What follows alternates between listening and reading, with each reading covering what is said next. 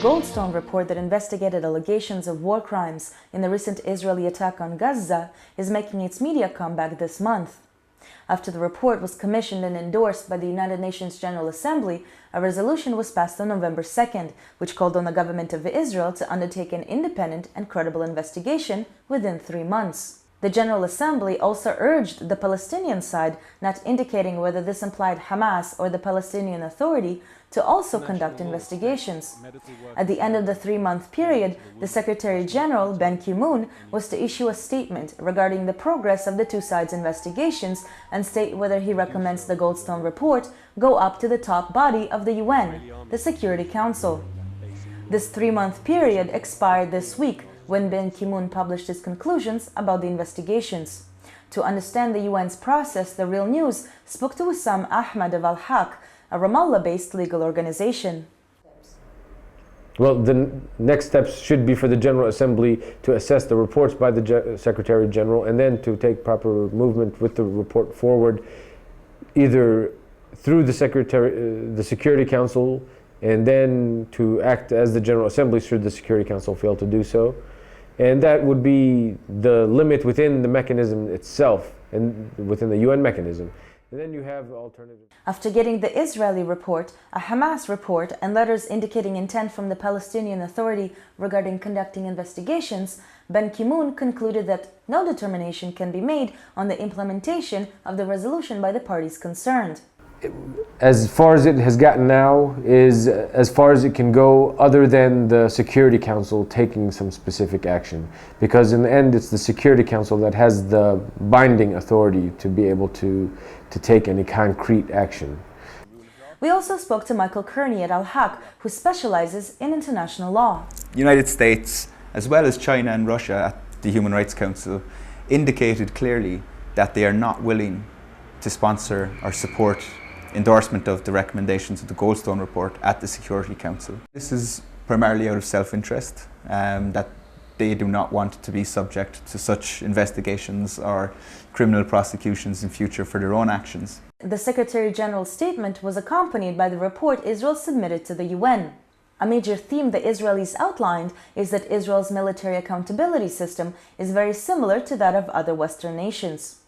Israel has 3 bodies inside the military that implement law enforcement in cases of criminal offenses in occupied territories.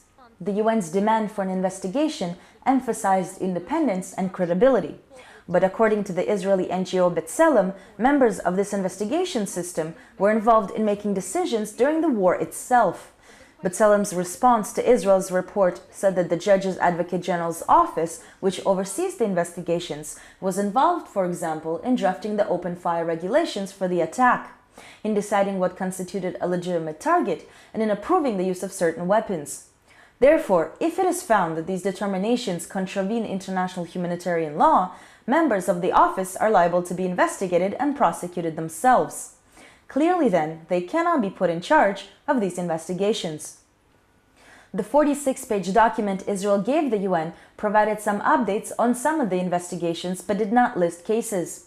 Israel said that while the Goldstone report concentrated on 34 incidents, it opened 150 investigations. But human rights groups say that this is misleading. Nearly 90 of the 150 investigations are what the military calls an operational debriefing. These are after-action reports, not criminal investigations, in which an officer in a chain of command interviews the soldiers involved with no testimony from victims or witnesses. Human Rights Watch says that 45 of these 90 cases have been closed. The report also overestimated the role of the Judge Advocate General and the Supreme Court in overseeing this process. Other legal groups say the investigations the Israeli army opens usually lead to cases dragging on for years, even if the investigation is conclusive and is not likely to lead to convictions. In fact, since the beginning of the Second Intifada in 2000, only 6% of the military investigations Israel conducted led to indictments. Speaking of the Office of the Military Advocate, which was put in charge of investigating the Gaza attack allegations, the Israeli legal human rights organization Yesh Din says that despite its establishment in October 2007, there has been no increase so far in the rate of investigation files that are ultimately translated into indictments. To date, Israeli military courts have convicted only 1 soldier of wartime abuses during the Gaza conflict. he was sentenced to 7 months imprisonment for theft of a credit card. The military also said it has disciplined 4 soldiers and officers for violating orders. 2 are top-level officials said to be disciplined for their decision to use white phosphorus, but the army denies this was the case. Human rights groups say the problem is that the army is only doing that, investigating individual soldiers for disobeying orders. In a press release published this week, B'Tselem said the army's investigation leads to most of the responsibility for violations being placed only on the soldiers in the field, while the senior officials in the political echelon who were responsible for giving the orders go free. In October, Hamas announced it will conduct an investigation as well, but as far as is known, it has not prosecuted anyone. The conclusion of its investigations have been submitted to the UN last week. The Gaza-based Palestinian Center for Human Rights said Hamas's report was disappointing and that it merely confirms that the government in Gaza has failed to establish a credible, impartial investigative committee. At the end of January, the Fatah-led Palestinian Authority announced that it will conduct an investigation as well and sent Nabil Shath to Gaza. In a historic meeting with elected President Ismail Haniyeh last week, the Fatah official met with leaders of the Hamas. The Real News spoke to Samar Habib, founder and editor of the Palestine Telegraph, via Skype from Gaza. Well, as you know, it's been years since the separation between Fatah and Hamas took place after the actions and events that happened in the Gaza Strip and after Hamas took over by power into all the 30 places in the Gaza Strip. It's been years, and it's the first meeting after the separation with a good high level, such as Nabil Shaad, who's widely recognized in Fatah, and he's a moderate person.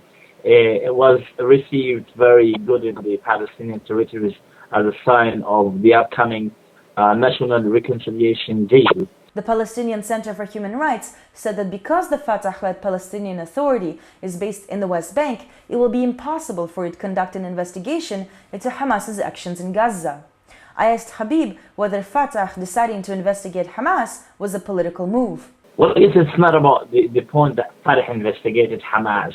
The point of making the report for Goldstone from the Fatah side is that the Palestinian Authority consider itself as the only representative for the Palestinians in the meantime, so they don't recognize Hamas, and this is part of the division.